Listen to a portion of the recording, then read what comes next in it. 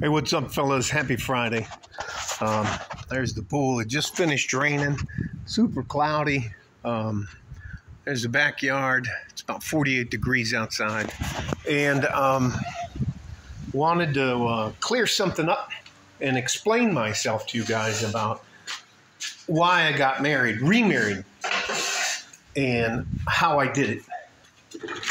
And I will start off with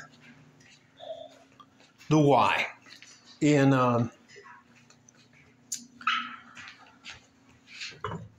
anyways, I was in a very bad marriage. In 2016, I separated and divorced my wife of over 30 years for some things that I found out that I didn't like, that I didn't want to be around anymore. So I sat down and decided if I was going to, I wanted a woman in my life. But I came to the realization that marriage is almost like a business deal, a contract.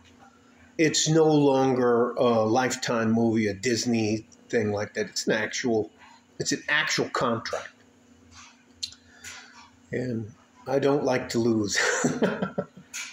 I don't know why I'm so anal retentive about losing, but if it's between you and I got a chance to win, even if I may, like if we're racing, I might just push you over a little bit. Anyways, all that to say this. I spoke to the gentleman, to the good gentleman who asked me if I could send a redacted port of the prenuptial agreement contract. My attorney said no. And if you're interested, anyways, I'll leave it alone. I'm not trying to be a smart ass. By the way, tomorrow's Veterans Day. I don't know why we only get one fucking day, but that is what it is. Let's get on with the point. So, what I did is I spent $3,500 and I went to 6 different attorneys and I told them what I wanted. And each time, and I did this in succession. My first attorney, I started off and I told him exactly what I wanted. I said, I want it in writing that, and I made a mistake on 2 of them and I went to a female attorney and both of them were very offended that I would ask for these things.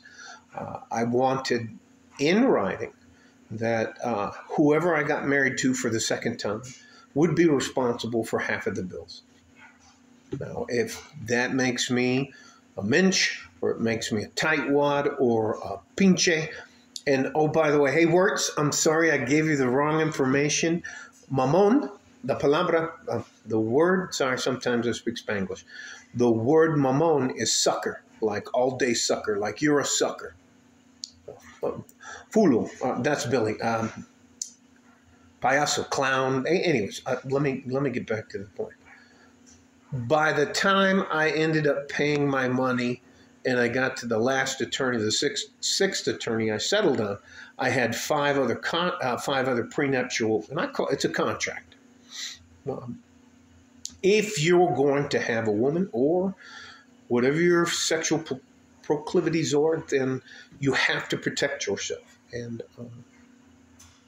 by the time I got to the last attorney that I currently keep on retainer, he was like, wow, you did your homework. Anyways, but there were certain things in, all right, if you get somebody to answer questions, you and I sit down and we want to do business together.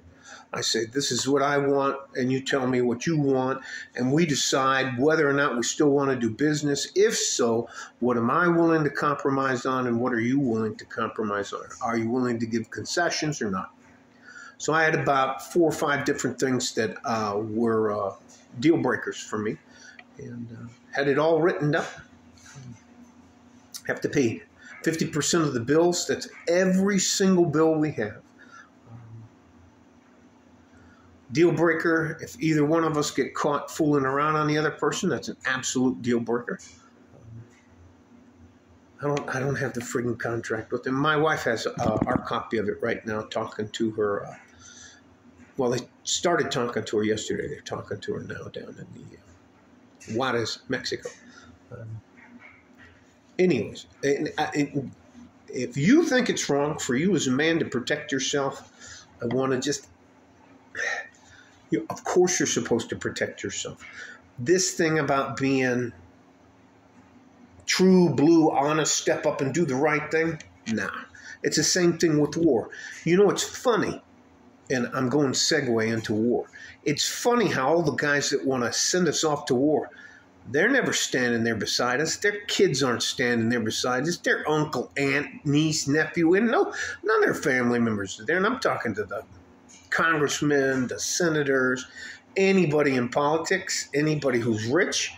Nah, it's just guys like you and me that go in, guys and gals like you and me that go into combat. I never saw a woman. The only people I saw with fighting women were the Kurds. Anyways, I'm getting way off the subject. I looked at marriage and what I gave up to get out of my last marriage, to get into this marriage, as a contract. And I truly believe that if you're going, even if you live with somebody for I think it's 2 years here in Texas, and I looked it up, it's called common law marriage. If you live with a woman here in Texas for 2 years, you're essentially married. So I'm not talking about your mom or your sister or your aunt. Anyways, I'm not going to. Anyways, I'll get back to the point. You have a right to protect yourself, and you should protect yourself. Spending maybe $1,200 to $2,000 on a prenuptial agreement, and I know there are people out there who've got burned on one, burned on another one, whatever. Can you fight them in court? Yes. But if you videotape the person saying, are you here of your own free will? Do you understand all of the tenets of this contract? Do you understand that you're doing this? I'm just beating a dead horse. I wrote the contract, and the wife that I have now balked at it, meaning she was like, what the hell? Because most women have, in their lives, never had to be considered an actual partner in a relationship. They've always been the one who is held up here on a pedestal. And we're just supposed to bend over backwards for them, and that's not how I move anymore.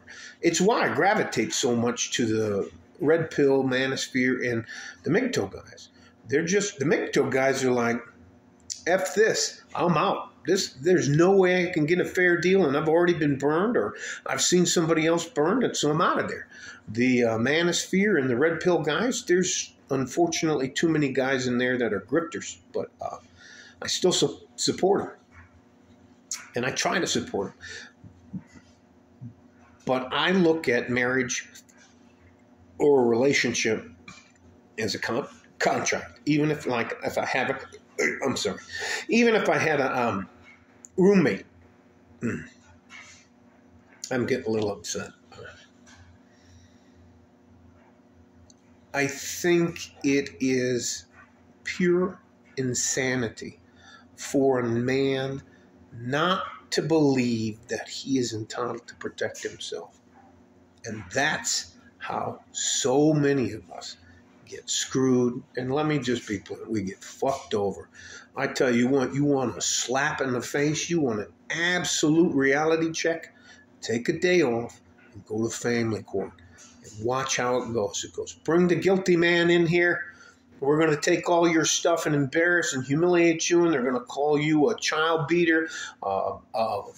You physically assault women. You're just a terrible human being, and we're going to ruin your reputation, and we're going to make you pay for the remainder for the almost up to 18 years, depending on the age of the child.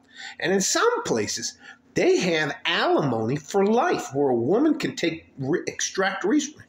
Let me just stop. I'm getting animated.